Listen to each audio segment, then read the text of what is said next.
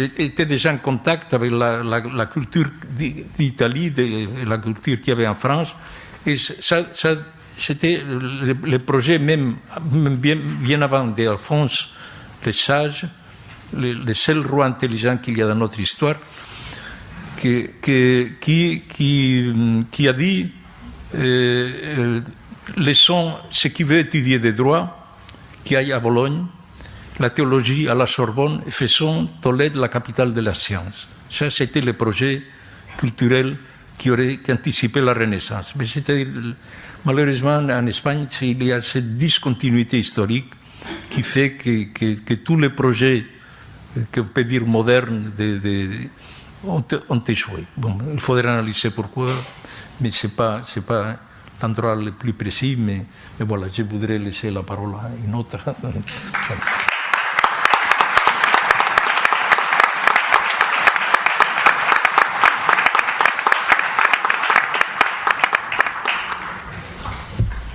Merci beaucoup, Rangoyi Solo. Vous aurez l'occasion de lui poser des questions après, je pense que vous en aurez envie. Je vais maintenant laisser la parole donc à Abraham Bengio. Merci. Isabelle, vous avez parlé de la convivence. Et c'est l'écrivaine Florence Delay qui a fait entrer ce mot dans le dictionnaire de l'Académie, un vieux mot espagnol à peu près intraduisible. Elle disait, je la cite, « Ce mot embrasse une période qui dura près de 8 siècles et pendant laquelle juifs, chrétiens et musulmans vécurent ensemble de 711 à 1492. » Et elle ajoute que le jour où l'Académie a accepté d'adopter ce mot, je la cite, « Je revis des clochers en briques ressemblant à des minarets, des églises en forme de synagogue. J'entendis bruire l'eau des fontaines à l'intérieur d'une cathédrale qui était une mosquée. » Fin de la citation. D'autres historiens, bien sûr, insisteront plutôt sur les violences, sur les humiliations, sur les conversions forcées, sur les massacres, sur les expulsions. La réalité, elle est cyclique. Si je m'en tiens à mon sujet qui est l'histoire des Juifs d'Espagne, on peut dire que sous chacun de leurs maîtres successifs, les Juifs ont connu d'abord une époque de prospérité et qui s'est ensuite très très mal terminée, à chaque fois. Les Romains sont d'abord très tolérants et puis quand l'Empire romain se convertit au christianisme, ils persécutent les Juifs.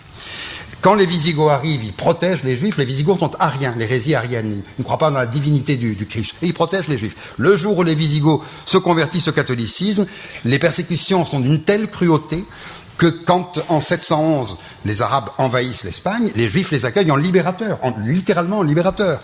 Et effectivement, le califat de Cordoue, les royaumes de Taïfa sont une période absolument extraordinaire, le grand âge d'or du judaïsme andalou. Mais avec l'arrivée des Almoravides et ensuite surtout des terribles Almohades, on en a parlé il y a un instant, je n'y insiste pas, massacres, conversions forcées, font fuir les Juifs à nouveau, et ils fuient cette fois vers le nord et vers les royaumes chrétiens. Et de nouveau, un âge d'or peut-être moins fastueux, mais non moins profond que celui qui avait existé à l'Andalous, reprend vie dans le nord et dans l'Espagne chrétienne. C'est le symbole en est l'école des traducteurs de Tolède. Il n'y a pas que ça, mais bon, c'est le symbole. L'école des traducteurs de Tolède est un moment extrêmement important dans la vie intellectuelle espagnole de l'époque. Et nous savons que tout cela s'achève avec les massacres de 1391 et avec, bien sûr, l'expulsion de 1492. Alors, est-ce que c'est la fin de l'histoire, enfin de cette histoire? Au contraire.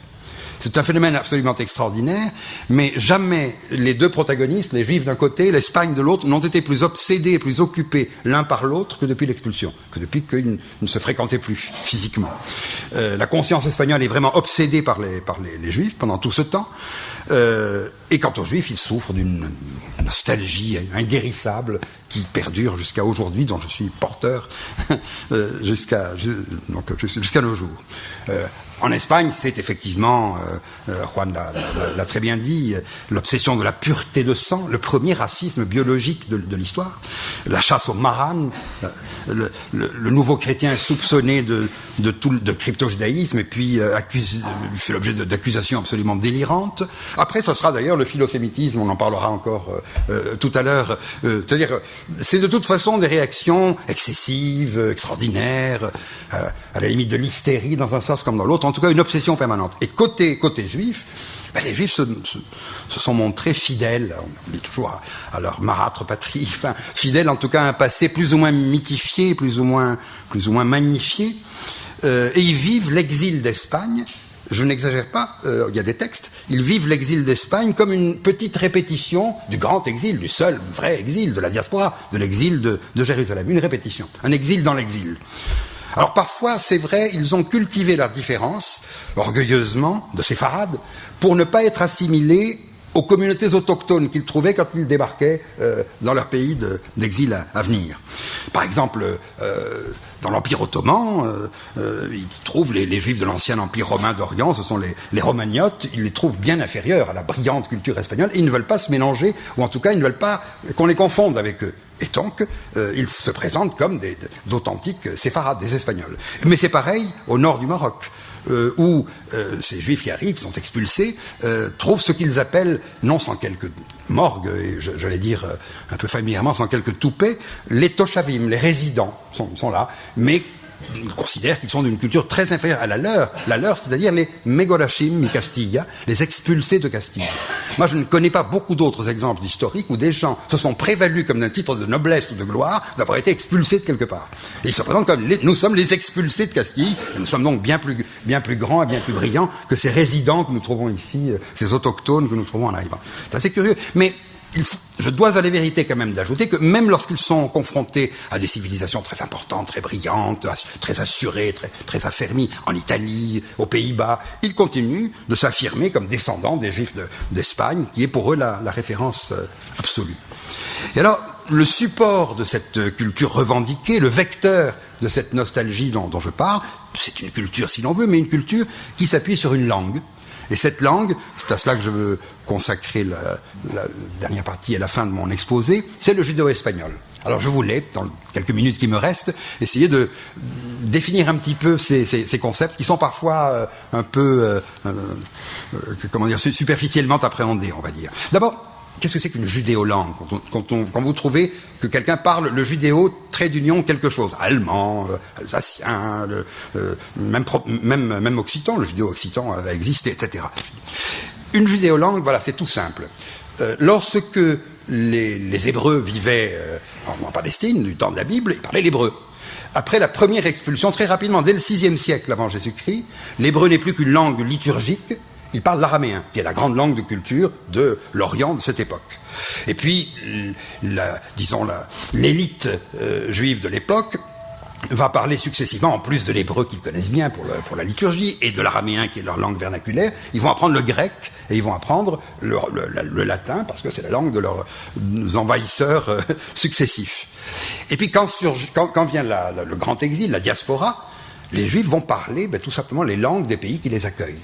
Quand ils sont dans un pays slave, ils parlent une langue slave. Quand ils sont dans un pays... Et en Espagne, c'est pas encore tout à fait l'Espagne, mais j'ai conscience de l'anachronisme, mais quand ils sont là, ils parlent le proto-espagnol, disons-le comme ça, ici un cours de philologie, ils parlent la langue espagnole en devenir, celle qui ils accompagnent cette aventure. Ils sont dès le début de l'ère chrétienne, ils sont là, et la langue espagnole telle que nous la connaissons, elle s'est élaborée aussi avec eux, pas seulement évidemment, mais aussi avec eux. Ils parlent cette langue-là. Sauf qu'ils la parlent d'une manière un petit peu spéciale. Parce que, évidemment, pour exprimer leur réalité quotidienne, les fêtes, le culte juif, les relations familiales, tout ce qui fait la spécificité de la civilisation juive, leurs appréhensions, leurs relations parfois difficiles avec leurs voisins, etc., ils sont obligés de farcir les phrases qu'ils prononcent de mots qui viennent de l'hébreu, qui viennent de l'araméen, ou qui viennent d'autres exils, et qu'ils ont transportés avec eux.